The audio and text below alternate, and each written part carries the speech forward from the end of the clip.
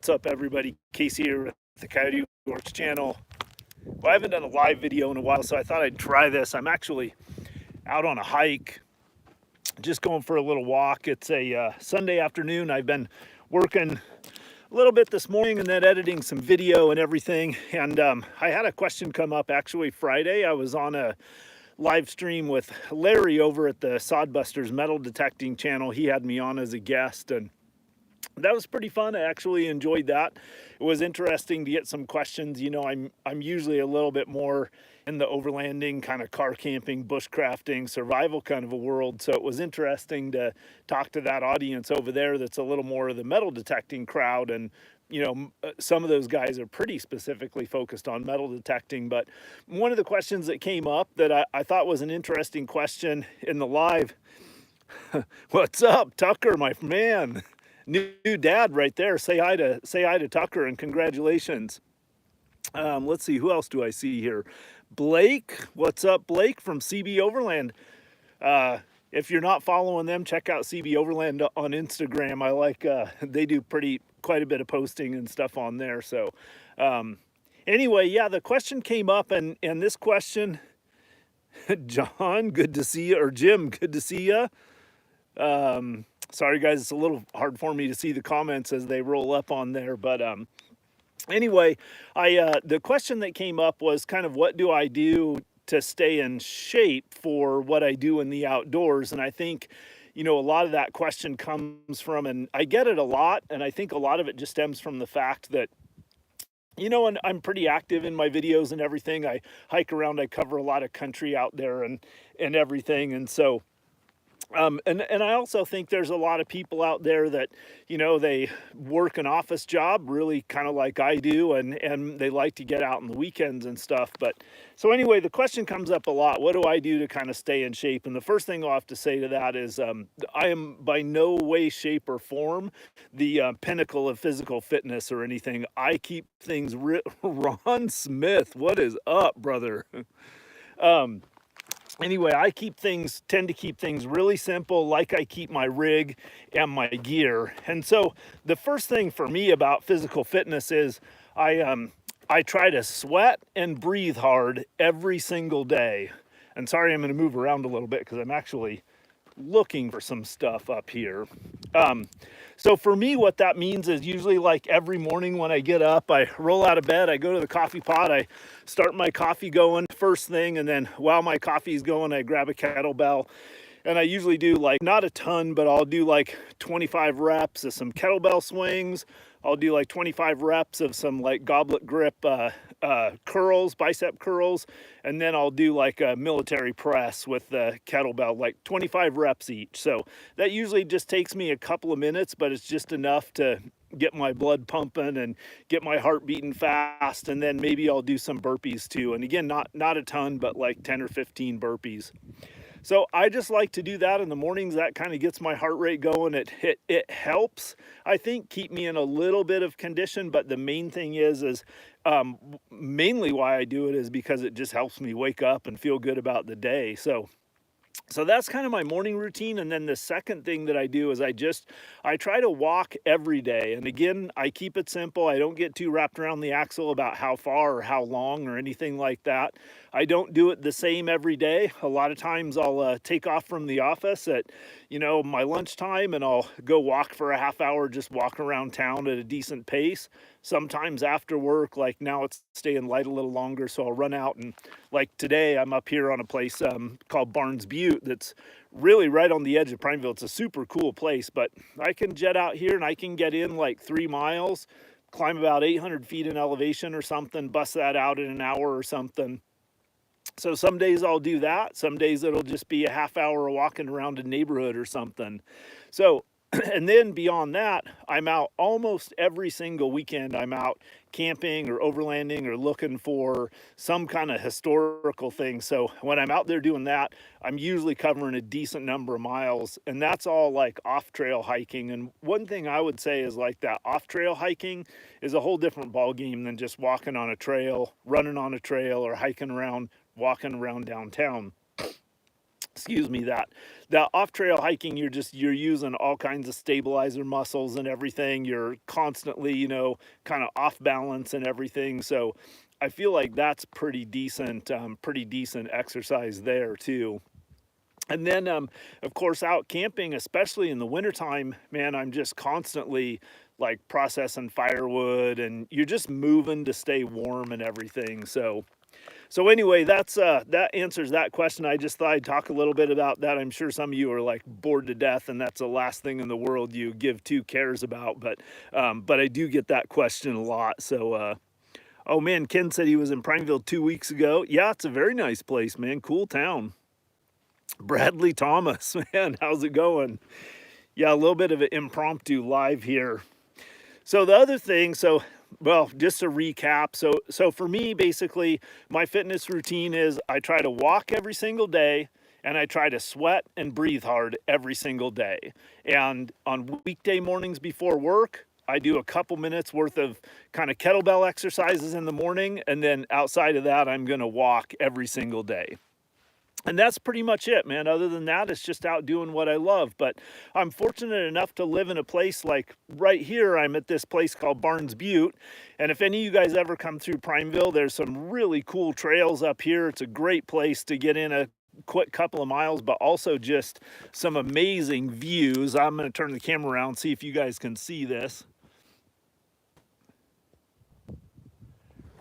Right now I'm about halfway up the butte, and it climbs up about, I think about 650 feet from the base of the buttes, which is like maybe like 800 feet in elevation up above the lowest point of the trail system below it. So I'm fortunate to live in a spot where I can zip over here. I can literally walk here from my house, so that's pretty cool. If I walk from my house to the top of Barnes Butte and back to my house, that takes me about an hour and 10 minutes, and that ends up being like 3.5 miles, 4 miles, somewhere right in there.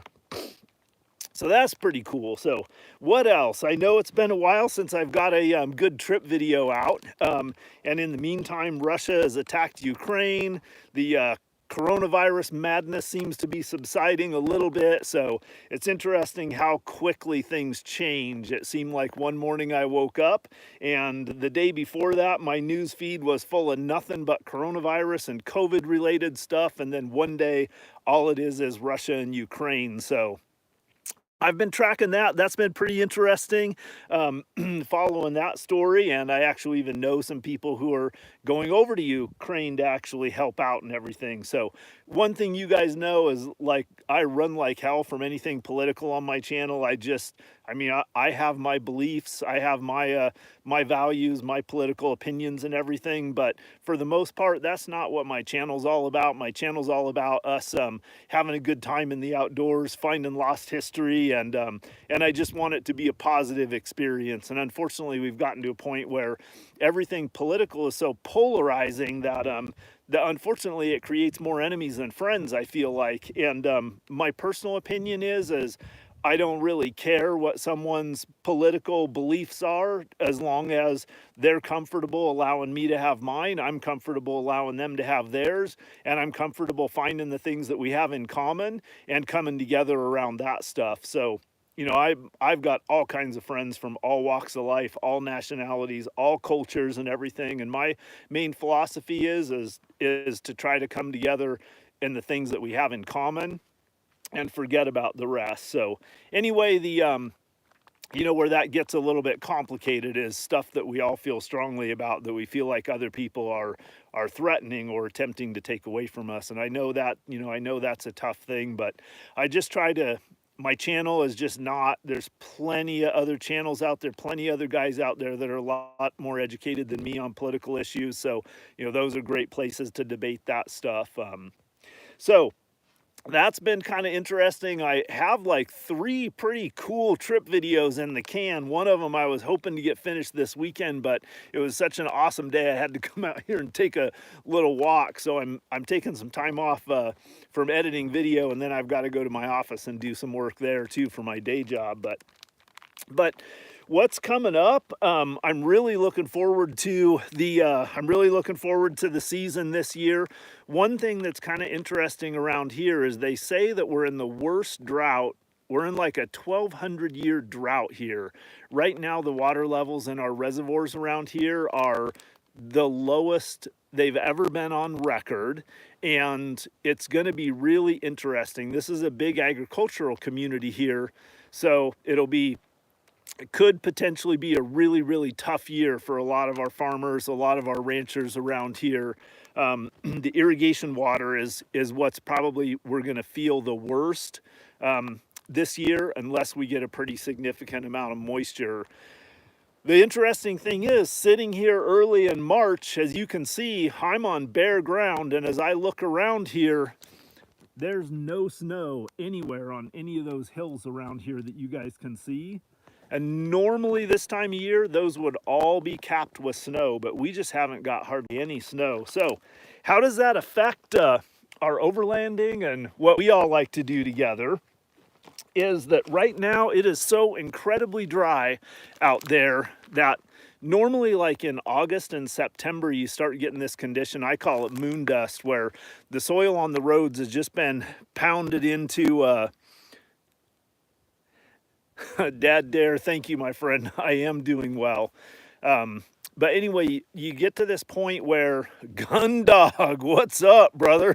And yeah, it just looks like I'm out in the sticks. I'm really not that far. I'm only about 15-minute walk from my house, but I'm up on this nice little butte where I can go out and get a little exercise. Yeah, if you guys haven't, check out Gundog's YouTube channel, man. He does all kinds of reviews on different types of rations, a lot of military rations, but also other types of mainly like shelf-stable rations and stuff like that. But the other thing is that he cooks some hell of a good-looking meals and posts them on Instagram all the time, and sometimes that's a little rough for me to see those posts. Just so you know, Jim, I see those posts oftentimes when I'm a little lean on dinner, and makes me hungry. So anyway, what's coming up is obviously more trips. In fact, you know, I feel even more compelled than ever at this point in my life. All right, I'm just going to out myself here, get a little bit personal, but I turned 50 this year, and so I realized that I'm probably more than halfway through my life, and all I want to do is just see as much of this incredible country and find as much of the history and experience as much of the outdoors here in the West that I can, and actually other places too. So, you know, I'm just feeling more motivated than ever to spend as much time as I can in the outdoors and share as many of those adventures as I can with you guys. I've got like 3 pretty cool trip videos in the can right now. One of them, actually 2 of them kind of tie together. I went out on a trip by myself that just went totally sideways, but I was looking for this coolest old moonshine still site that a buddy of mine and I had found like 20 years ago, 15, 20 years ago, and I went out looking for it.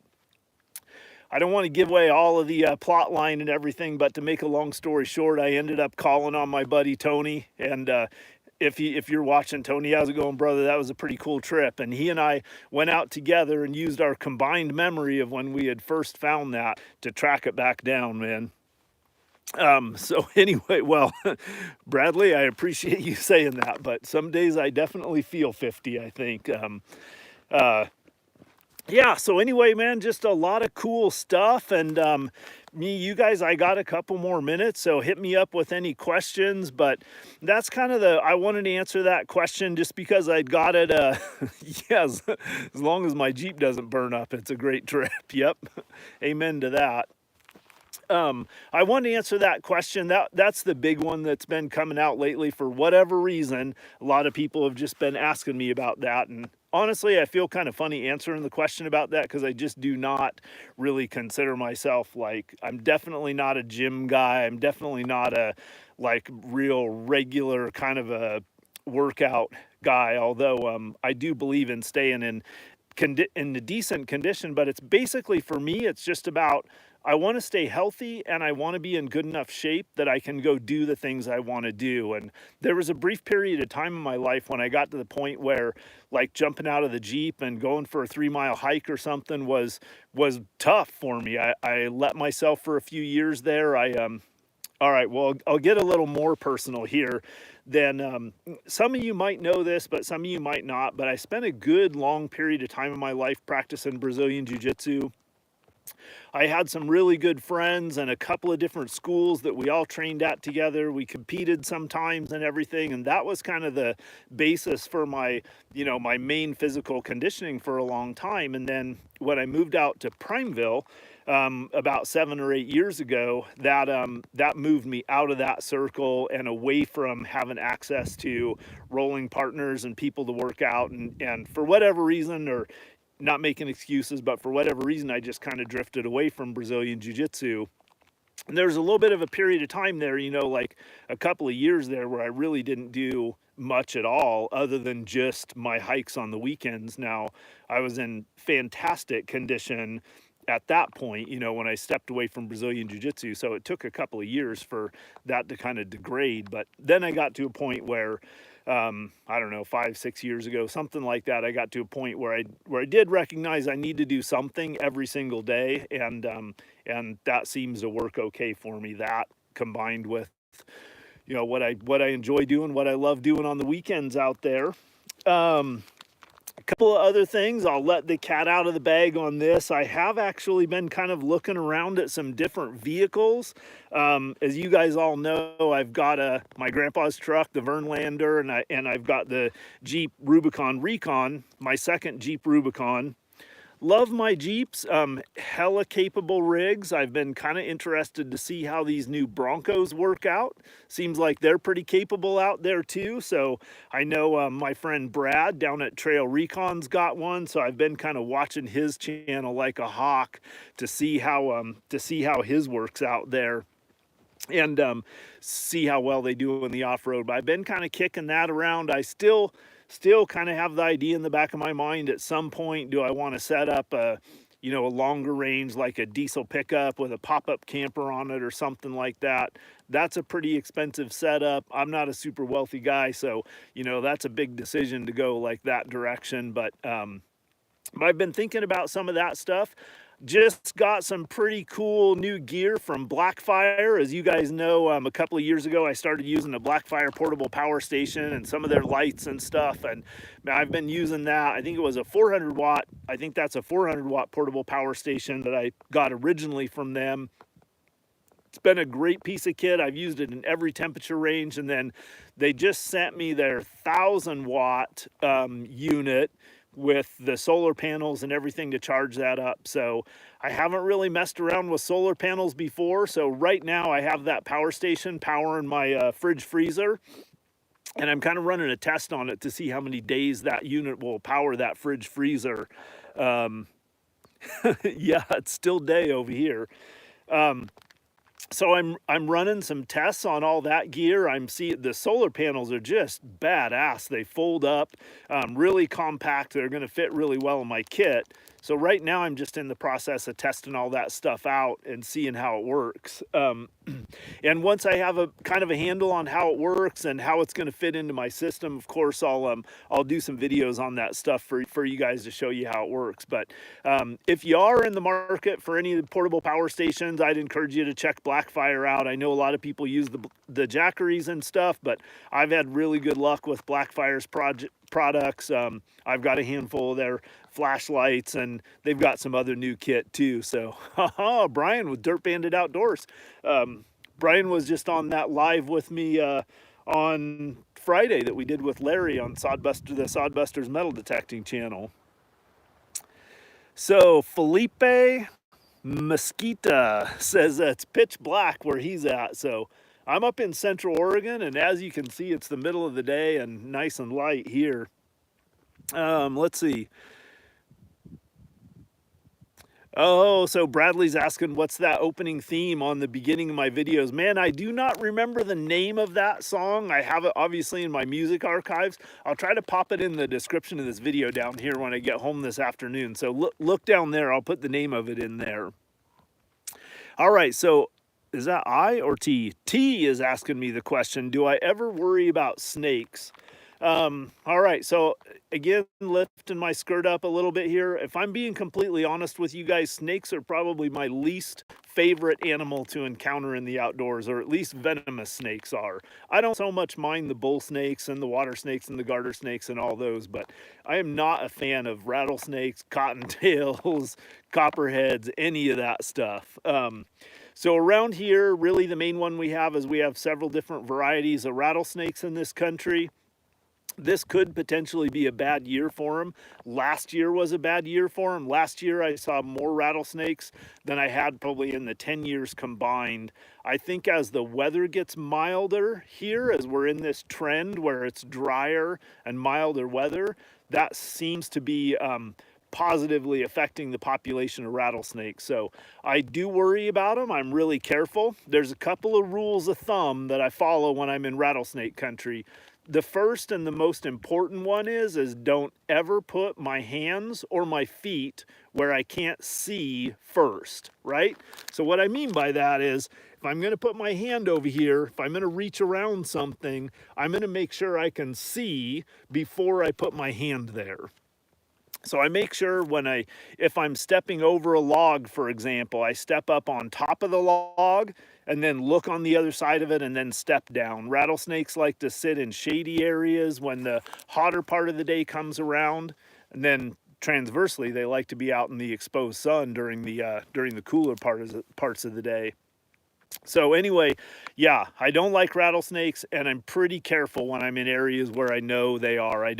You guys will see, I'll never reach my hands like underneath the edge of a board or underneath the edge of a rock to pick it up.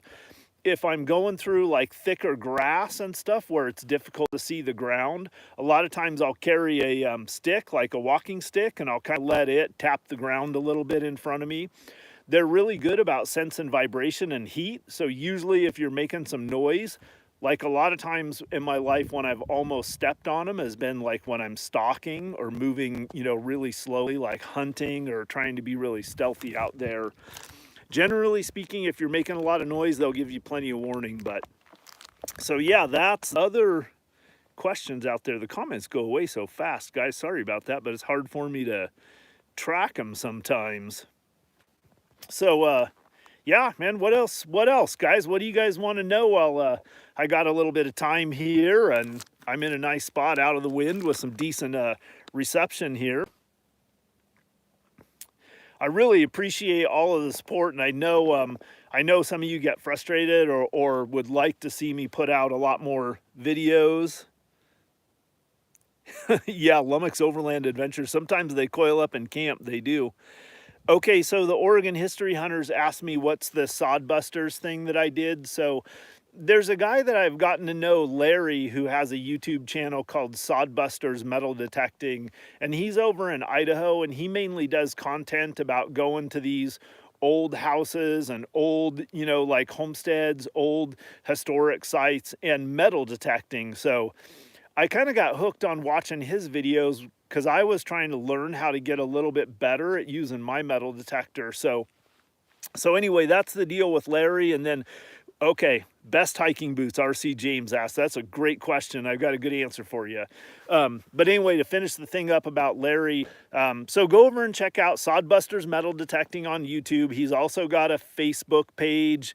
He's on Instagram, but not real active on Instagram, but just a super good guy and really good at metal detecting. And I think I'm going to try to meet up with him this year too, so I can learn a little bit more.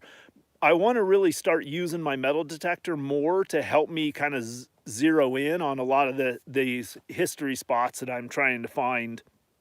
I know, man, that's a good point. I do need an ATV or a side-by-side or something. That would be pretty cool. So back to the question about hiking boots and what are the best hiking boots out there. So for me, almost hands down is going to be the Danner boots. In fact, today,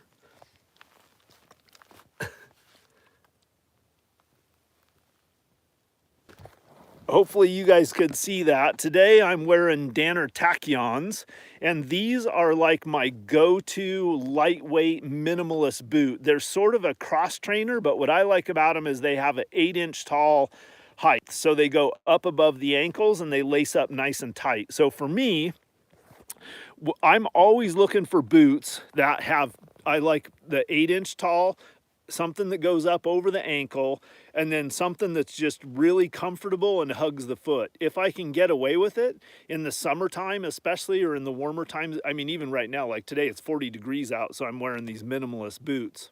Let me flip the camera around and see. There you go. So these are the Danner Tachyons, and you can see they've got the 8-inch tall top on them. Oh, look at that. That view out there is way better than looking at me, huh? So there's a couple of different pairs of Danners that I really like. The other pair that I like, I think, are called the Vicious, the Danner Vicious, and they're an all leather boot with a little bit of, I'm not sure if it's Kevlar or some kind of a really tough abrasion resistant, like kind of a plasticky material that is on the heels and the toes. And those are really comfortable for me. Again, they're a tall boot. They go up over the ankle. But those are kind of the rest of the year boot. Now, I really like the USA made Danners, but you know, most of those are in that $300 to $400 price range. So I do have a couple of pairs of those that I wear in some of the most extreme conditions, or when I'm in, you know, some of the more hardcore country where I need a really robust boot, or I need absolute waterproofness or something like that. So for me, Danner boots are the money. They fit my foot really well. They make a variety of kind of styles and sizes for a lot of different purposes, but my go-to ones are the Tachyons that I'm wearing today. Those are pretty much for, you know, most of the year when the temperatures are like 40 degrees or higher. They have zero insulation, so if it's any colder than that and you're not moving, your feet are definitely going to get cold. Scott Evans is asking, are we on? We are on, yes.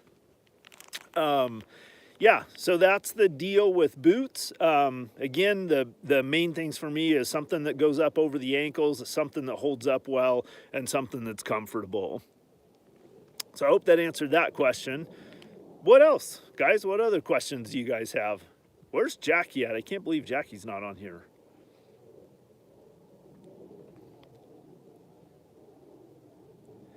Okay, so I see the Oregon History Hunter says Mystery Ranch makes some pretty good. Okay, all right, so now we got a bunch of them. Favorite carry pistol, packs, and the strangest animal encounters. All right. And John asked real quick, I'll hit this one. John asked real quick, do I hunt? And I don't too much anymore. I do really enjoy hunting. It's just that the area where I live, all of the units have gone to kind of draw units, and it's gotten kind of complicated. So if the stars align and I have the opportunity to hunt, I will definitely hunt. But I haven't really done a ton of it in recent years, to be honest with you guys. In fact, I think the last time I actually went hunting was my last trip to Southern Africa. And I did a pretty major hunting trip there. Nope, and Lummox Overland Adventures is asking about the land. So I've been continuing to save my pennies and really taken all of, so there's a PayPal donate link in the description of most of my videos, and all of those donations that you guys have been kicking into that are all just staying there, piling up. That's my land fund. And so, you know, I'm just basically letting that build up. Right now, what's happened in this area is the price of land has got super high all of a sudden. Like about the time I started looking, it just started going through the roof. So I'm still looking, but I'm feeling like probably at some point here, the market's going to soften a little bit, and that'll be a better time to pull the trigger on something. So, but ultimately, yes, I'm still very much focused on, I want a piece of land where I can have group trips, where I can have open invite trips, where I can offer, you know, camping and places where we can all get together actually in person, do some trips together. And I'm looking for a place that's kind of in the midst of some good overlanding and exploring areas. So, you know, I'd like to just have the option of doing like hip camp stuff or whatever on it. So that's still very, very much a goal of mine.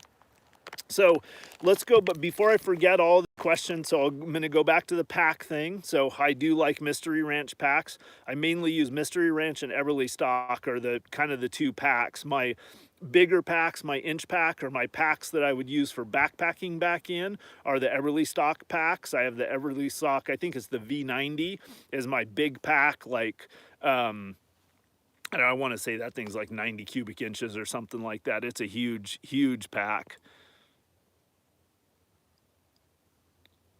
Oh, I see. Yeah, Gundog says look into a long-term lease with some ranch or something. That's actually not a bad idea.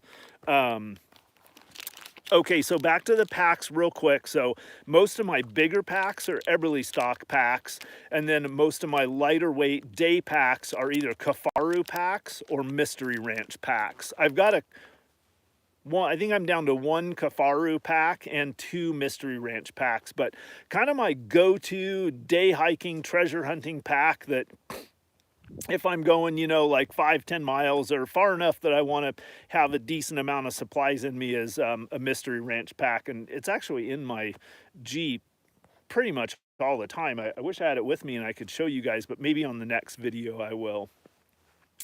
All right, so now, see, you guys got me all distracted and I forgot what some of those other questions were, but there were a couple of really good questions that cruised by there. Oh, one of the questions was my EDC firearm, my favorite, you know, long-term EDC, and that's really simple. That's my Glock 19X, and that's pretty much my constant everyday carry piece. The only time I'm probably not carrying my Glock 19X is when I'm carrying my Glock 20 10mm, which I sometimes carry out in the backcountry because it's got a little bit more knockdown. So I feel like, you know, if I had an encounter with a cougar or a bear or something like that, I'd rather have a little bit more with that 10mm, and I can shoot it. It does recoil a little bit more definitely than the 9mm, but I mean I've shot it enough that the controllability isn't different enough where I really am too concerned about that. More than anything, I just like having that that 10mm round, that extra power when I'm out there sometimes in the deep backcountry. But other than that, it's my good old standby Glock 19X. Kind of been looking at the Shadow Systems Glock Gen 3 clone. Essentially, the from what I understand is the patent ran out on the Glock Gen 3, and so Shadow Systems came in and they're now producing a pistol that's sort of like a Gucci Glock, but everything I've been hearing about them is they look super reliable and they have just some nice features that a lot of people are doing to Glocks, but you can just get a Shadow Systems pistol that has them. So I've been thinking about that a little bit. So that's my EDC. Let's see. Okay, so this is another great question. T. Munson 1324 is asking, do I ever use a ground tent or do I always use a rooftop tent, and which one is more beneficial? So my answer to that is, like a lot of things, it depends on the situation. So for me, where the rooftop tent comes in handy is for my trips where I'm covering a lot of miles and I'm mainly focused on exploring or hunting for history during the day. And then what's going to happen is I'm not really going to make camp until wherever I find myself at the end of the day. It's kind of time to have dinner and have a little nap for the evening. So for me, that's where the rooftop tent really shines, right? Is just that it's built onto my Jeep. It's right there. It's easy to stand up. It's easy to set up. Darkness, daytime, in the middle of a storm, in the middle of winter, in the middle of the night, whatever. Oh, Dirt Bandit Outdoors is asking me if I'm going to the Lolo Overlanding get-together on the 12th. So real quick, I'll answer that question. Number one, there is a get-together with my brothers over at Lolo Overlanding on the 12th. I would love to go to it. I'm hoping to be able to go to it, but I've got some of my day job work kind of stuff going on right now, so I'm not 100% sure that I will be able to. But the last one was an awesome event. They're going to do the grand prize giveaway and everything for the LAO Adventure. So definitely, if you're anywhere in the ballpark of Portland, Oregon, next March 12th, I think it's Saturday, go by and check it out. So there'll be free food and beer and just cool people there and everything. Last time I was there, I met that Phil from Down to Mob Overland, and and Overlander next door, and just some really cool, fun people. So anyway, so back to the question about the rooftop and the ground tent. Where the ground tents really shine to me is when you want to leave your camp set up and drive your vehicle away from your camp. So for me, that's kind of the next step of an overlanding camp setup, where you're still trying to do a fairly minimal gear, low impact camp, but you want to be able to just leave your camp in your vehicle in a moment's notice to go check something out. That's where it's nice to have a ground tent set up. For me also, I run my old truck, my old grandpa's truck, the Vernlander. So I usually use my Gazelle tent when I run that truck. Sometimes I sleep in the canopy on the truck, but a lot of times I run that Gazelle tent, because another thing I like about a ground tent is a ground tent, I can have a fairly easy to set up ground tent like the Gazelle that is tall enough that I can stand up in it, and it has a little bit more room to hang out. So I would say another place where I really appreciate the ground tent is in really bad weather and prolonged bad weather, where I want to do more stuff inside my tent. That's where having that, 4-person tent, ground tent, really comes in handy. For years and years and years before rooftop tents ever hit the United States, all I ever used was a ground tent. And honestly, more often than not, in the summertime, I didn't even set up a tent.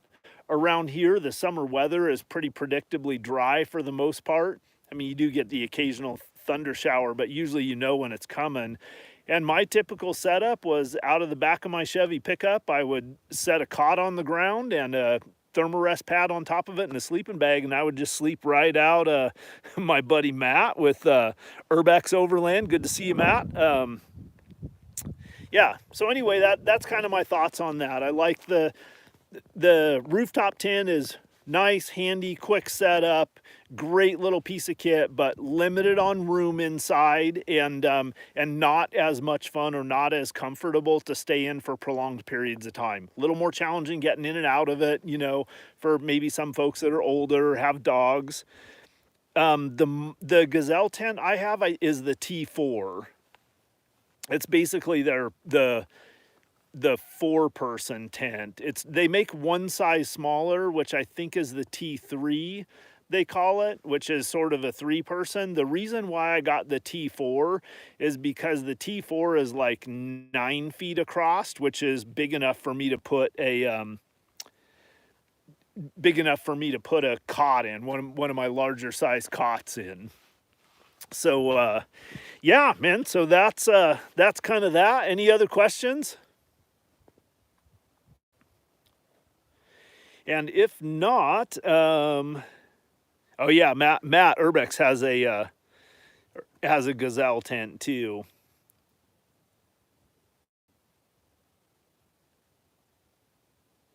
And Steve Ash says he has the T3. Okay, interesting. Yeah, that's what I thought. The T3 is just a little bit smaller than the T4 that I have. Yep. Yeah.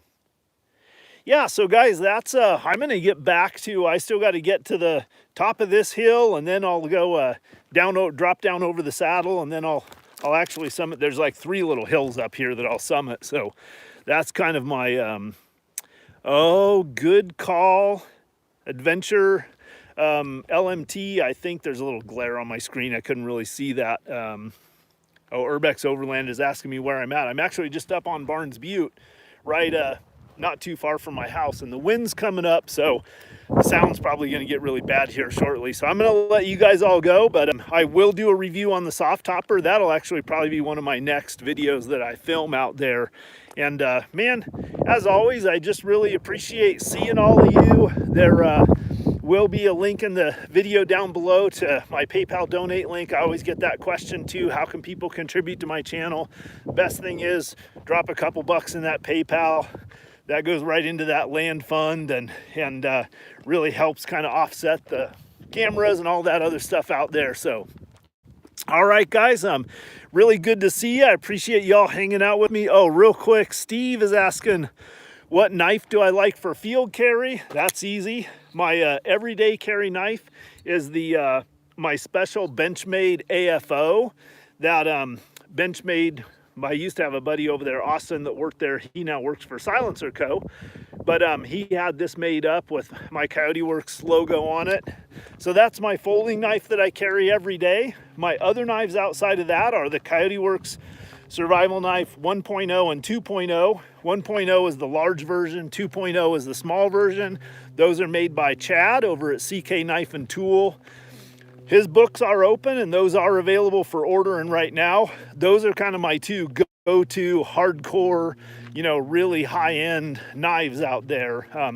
They're handmade. Every single one of them is handmade by Chad. So they aren't cheap, but they are pretty awesome knives. For a little bit more of a reasonably priced knife, my favorite go-to knife is the SE6 HM. That's the SE6HM. That is my favorite knife. I think those are in like the $120 range or something, but that SE Rowan steel is really good steel. It's a 1095 steel that's hardened. Their process for hardening it gives it really good edge retention, but then also they're reasonable to be sharpened with most, you know, common sharpening stones and stuff. So they're not so hard that you can't touch up the edge out in the field. So that's the SE6HM or the Coyote Works 1.0 or 2.0 survival knives. The 2.0 we also call the Coyote Pup.